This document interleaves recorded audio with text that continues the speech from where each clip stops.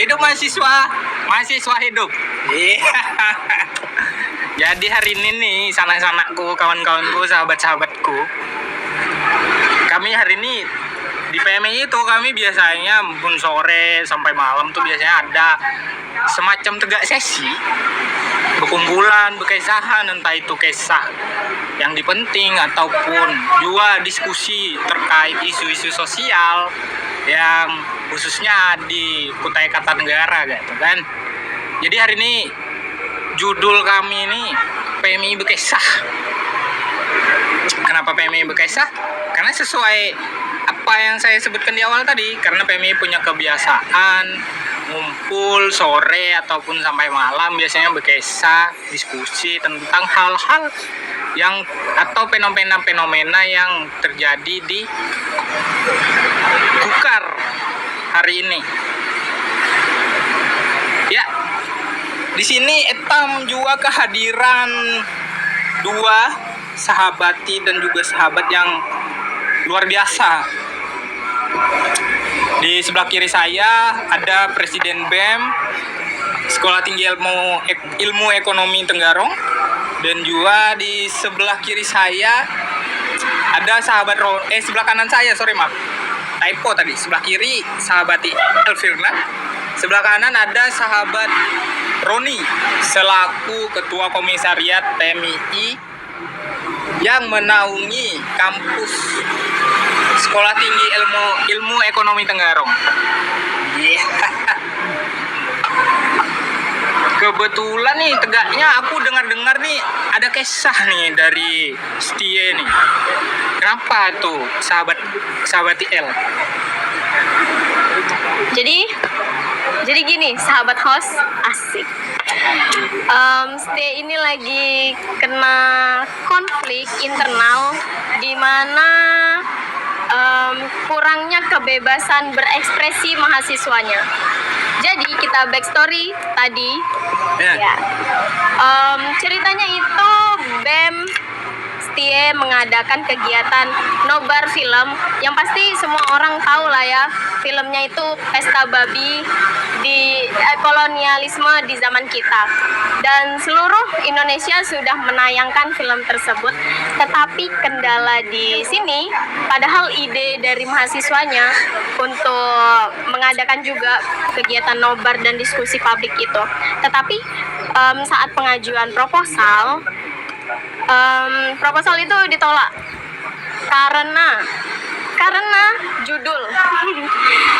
Dan ketua bilang bahwa tidak bisa, judulnya ini harus diganti.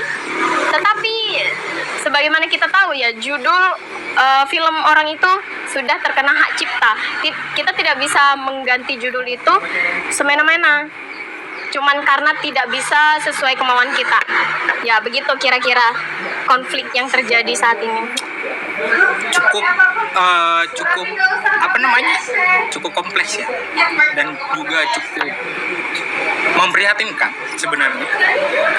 Artinya kan seperti Etam ketahui bersama, kawan-kawan PMI, sanak-sanak PMI, sanak-sanak mahasiswa, kampus itu adalah miniatur negara, yang artinya di dalam situ kita ada yang namanya demokrasi atau kebebasan berpendapat itu sendiri. Memprihatinkan ketika mendengar kisah sana Etam nih L tadi, kisah terkait hari ini kampus kurang mensupport apa segala macam.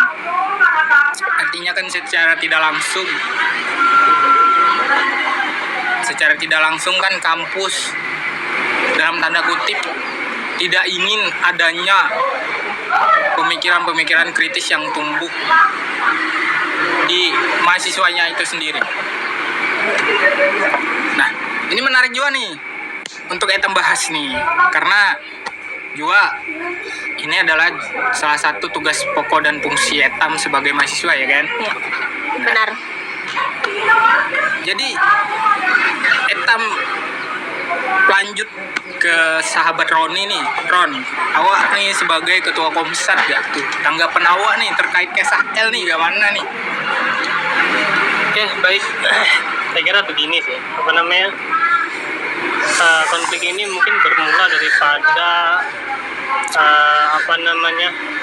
sebuah ide yang menurut saya hari ini semacam dikungkung lah atau dipenjarakan lah. Karena begini, satu sisi kita mengutip daripada pernyataan ketua daripada STI sendiri, bahwa ia mengatakan yang kerap kali dia dengar bahwa di dalam 20% itu kita berkuliah, kita hanya mendapatkan 20%. Dan juga jadi sisanya beliau menyarankan itu cari di luar, 80%-nya cari di luar. Nah, sehingga dari hal itu kami berinisiatif untuk mencari ide dan juga gagasan gitu, untuk membuat sebuah pembelajaran yang memang juga pada akhirnya nanti akan bermuara pada apa yang jadi concern kita yang kita pelajari di tanah kampus kita sendiri gitu. Pada akhirnya seperti itu. Dan dalam hal ini ya terkait daripada kegiatan yang seperti ini, saya rasa dari cerita dan masukan yang kami dengar bahwa ini semacam ada semacam ada keterbatasan kita dalam ruang lingkup belajar gitu. Dalam artian kita punya ide, kita punya gagasan, harus disesuaikan dengan sepemahaman dan sepemikiran kita. Tapi selainnya tidak. Seharusnya ide dan gagasan itu lahir dari apapun, dari siapapun gitu. Tidak hanya daripada siapapun yang menjadi ketua di sana, siapapun yang menjadi pemantik itu. Saya rasa begitu. Saya kira karena apalagi gini, nobar ini kan kita menonton daripada karyanya orang gitu. Ya betul. Seperti apa yang dikatakan oleh sahabat IL tadi itu, bahwa ini loh karya orang ini akan punya hak ciptanya, dan kita tidak bisa semena-mena untuk merubahnya. Dan itu saya sepakati, karena memang itu, sehingga kita sukar atau sulit sekali untuk merubahnya, untuk merubah judulnya ataupun apa gitu. Saya kira itu sih. Ya, menarik. Tapi sebelumnya sana-sanaku nih, izin aku merokok di sini. Ini nyaman aku dengan kita nih. Silakan. Aman. Karena saya ini merokok ya emang kan. Nah, itu apalagi awak merokok, jadi aku izin merokok di sini. Aman. Nah, terkait tanggapan dari sahabat Roni nih, jujur hari ini artinya kan kampus itu harus mensupport lah kegiatan-kegiatan mahasiswanya, dan juga itu kan salah satu bentuk daripada juga Tridharma Perguruan Tinggi ETAM itu pengajaran, pendidikan, dan penelitian serta pengabdian masyarakat. Betul.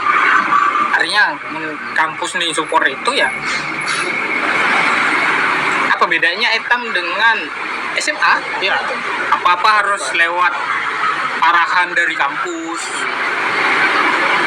Nah, terkait ini sendiri, terkait masalah ini kan, di STIA itu sendiri, gimana sih tanggapan mahasiswanya atau kekritisan mahasiswa itu di STIA sendiri dengan konteks ini tadi ya, maksudnya tidak ada support dari kampus ke arah situ, langkah-langkah pencerdasan yang dilakukan oleh kampus. Tingkat kekritisan mahasiswa di STIA itu sendiri gimana sih sahabat IL sampai sekarang gitu, dari beberapa tahun atau mungkin dari mulai L masuk gitu di kampus STIA? Yang saya tahu pasti sangat rendah untuk di STIA sendiri. Tingkat berpikir mahasiswanya kritis itu sangat rendah.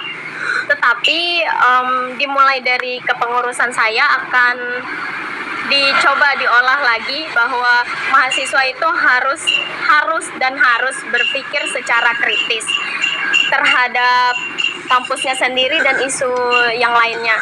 Dan juga STIA ini kan termasuk kampus yang kebanyakan beasiswa ya, jadi mahasiswanya itu masih berpikir bahwa kita sudah dapat beasiswa, tapi kenapa kita masih banyak protes kepada perguruan tinggi begitu. Itu yang harus kita ubah dari pola pikir mindset mahasiswanya itu, bahwa ya beasiswa adalah hak dan kewajiban kita sebagai mahasiswa untuk mendapatkan itu, dan itu bukan untuk menjadi batasan kita untuk berpikir secara kreatif dan inovatif seperti yang ada di visi dan misinya STIA Tenggarong begitu. Keren. Ya. Artinya kan mahasiswa di STIA harus didorong terus menerus ya, supaya berpikir kritis dan juga merubah kultur kampus itu sendiri. Menarik. Nah kemudian kita juga geser lagi ke sahabat Roni nih. Menurut awak nih Ron, terkait apa yang disampaikan sahabat TL terkait kampus TIE yang kemudian dikatakan L tadi dalam tanda kutip kampus beasiswa nih. Oke, kalau dari saya sedikit sepakat ya, memang kampus itu kebanyakan, notabene-nya kebanyakan adalah penerima beasiswa gitu. Dalam artian begini, kenapa menjadi walaupun kita penerima beasiswa itu juga harus kritis gitu. Karena kita tahu kawan-kawan bahwa beasiswa itu adalah hak, seperti kata Presiden BEM tadi, bahwa beasiswa adalah hak dan kewajiban negara terhadap masyarakatnya begitu.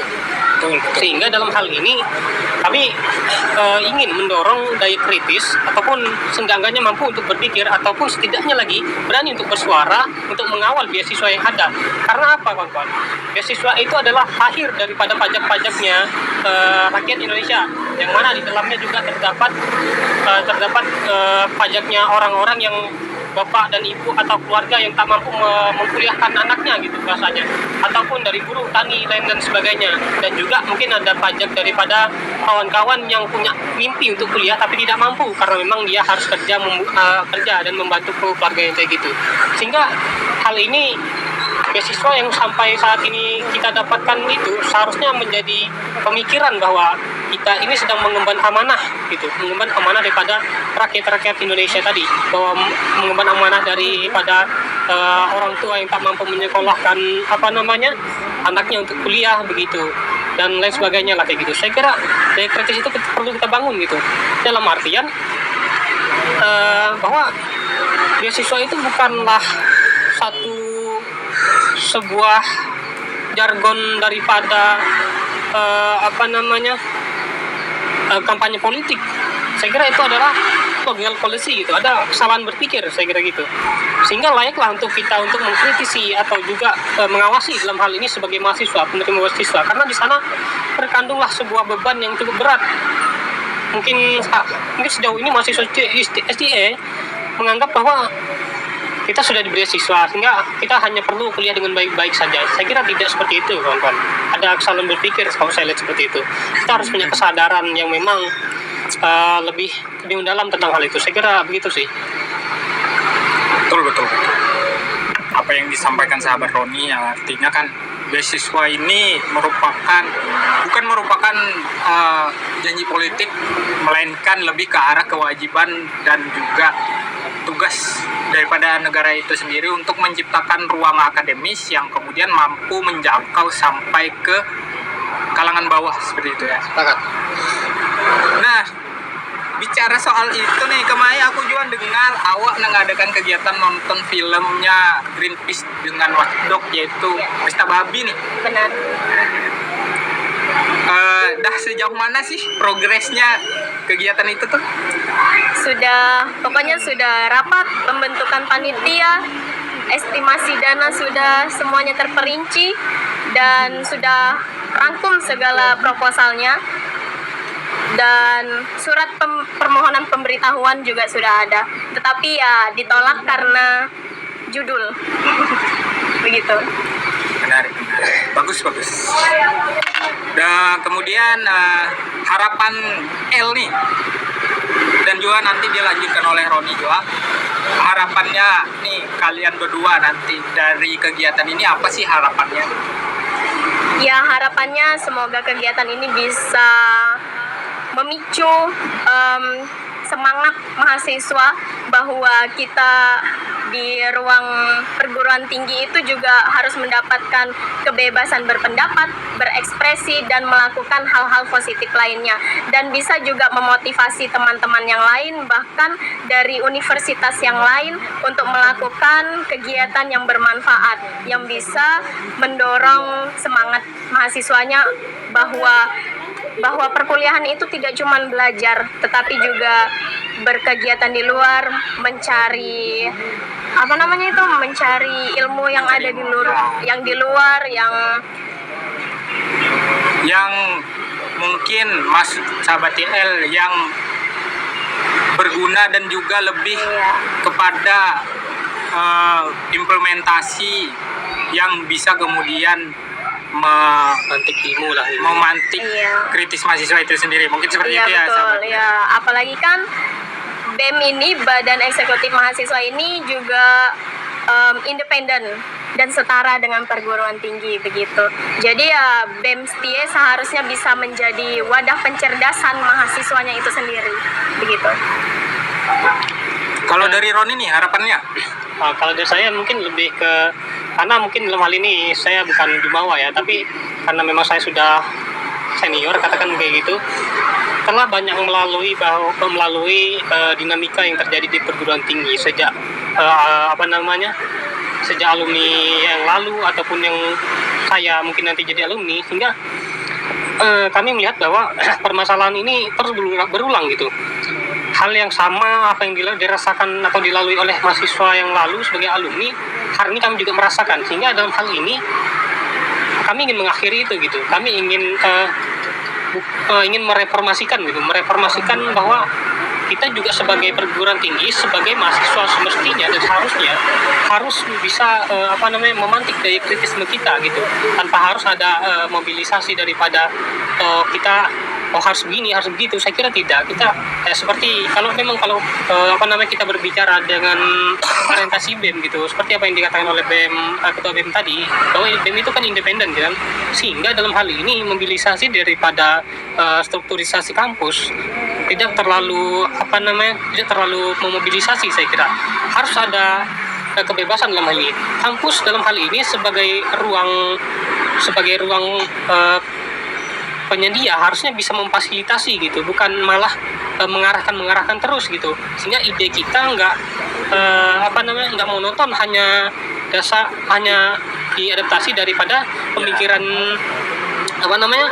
mereka saja gitu. Kita juga berhak untuk berinovasi sendiri gitu. Saya kira itu sih mungkin kedepannya akan lebih saya harap ya kedepannya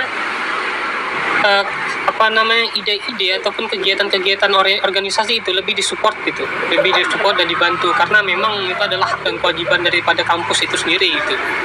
Saya kira itu sih. Oke.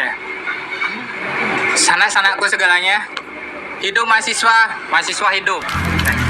Itu tadi ya perspektif yang muncul dari keresahan sahabat sanak-sanak dari kampus dia nih.